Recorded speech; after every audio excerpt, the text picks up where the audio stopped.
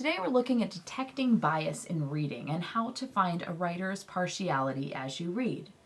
So, what is bias? It's a mental leaning, inclination, or prejudice, and while it's seen as having a negative connotation and many people see it as a fault, it's important to note that pretty much everybody has them, and they do color our opinions. So that means they show up pretty much everywhere. In your personal conversations, in some persuasive writing, where they shouldn't be, and in some news media, where they really shouldn't be. But bias doesn't show up actually everywhere. There are a few exceptions. So where is bias not? Editorial and opinion columns, and any place that a story is based on facts. So even if a statement or story makes someone or a side look bad, but is accurate, that's not bias, it's factual. The same goes on with an event. If all of the event information is covered, there's no reason to show both sides and be balanced. It has no ability to be biased. However, if we are evaluating for bias, we need to look for 4 elements: connotations, names and titles, placement, and selection or omission. So let's start with the first. A connotation is an emotional language. It's often seen as negative.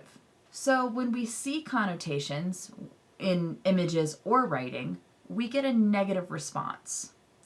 So here's an example from a newspaper. Before departing the White House early Monday for a farewell tour of Europe, President Bush stole a page from his predecessor and suggested that he feels Americans' consumers' pain. All right, what word are we focusing in on? Stole.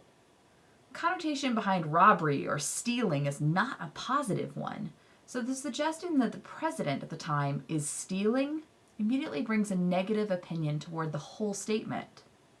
Also, a little more recently, President Obama is often linked with communism. And so here we have the sickle and hammer, a symbol of communism, over top Obama's presidential emblem.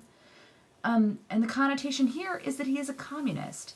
But we as Americans don't seem to see communism nicely at all. So the connotation is negative once again. The second thing we look for are names and titles. So consider what is a friend to one person could be potentially an enemy elsewhere. So if we're talking about the attacks on the World Trade Center in 9/11, they come under multiple titles. We call it 9/11. Some people call it a conspiracy. Others call it an attack. Others terrorism. And, if you're the Al-Qaeda, a call for the end of sanctions against Iraq. The names and titles change the opinion of what an act is and changes the way we view things. By interchanging words, we can change a person in the audience's entire opinion. Think of it this way. If I refer to someone as an ex-con, as opposed to someone who served 20 years for a minor offense, I've changed your entire opinion of that person. Third, placement. Now, this is kind of a weird one. Bias can show up in really interesting places, so check out this image. Time magazine suggests sports-crazed kids, year-round play, summer clinics, pushy parents. Is this too much of a good thing? And then some weird kid batting with his tongue out. Now, why is this a headline? When we place certain stories within the headline, specifically in the covers of magazines or in the top of a story hour on the news, we're suggesting that that placement is most important for any other person to read or know about. Also consider the wording here. Remember we talked about connotation? Sports crazed. We see this in bylines also, and since 9/11, the news ticker across the bottom of a news report can show you more emotional language. That placement there is to keep you sticking around to watch or read that news. Because sticking around to watch, that's more ratings. And to pick up a magazine, that's more readership.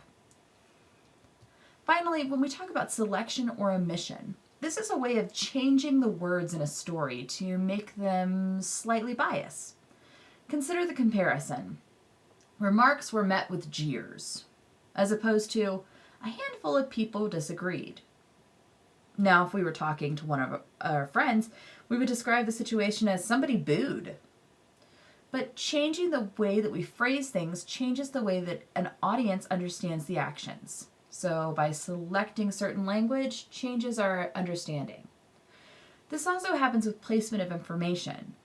In traditional newspaper articles, the most information that of most importance appears first and goes all the way to the least important. So if you put a piece of information at the very bottom or very top, that changes the way the reader understands its importance. Also, if you remove it completely, well, then you've not allowed your audience to make that decision on their own. So in review, bias is a mental leaning, inclination, or prejudice. It's often seen as negative, but know that bias happens in all parts of our lives.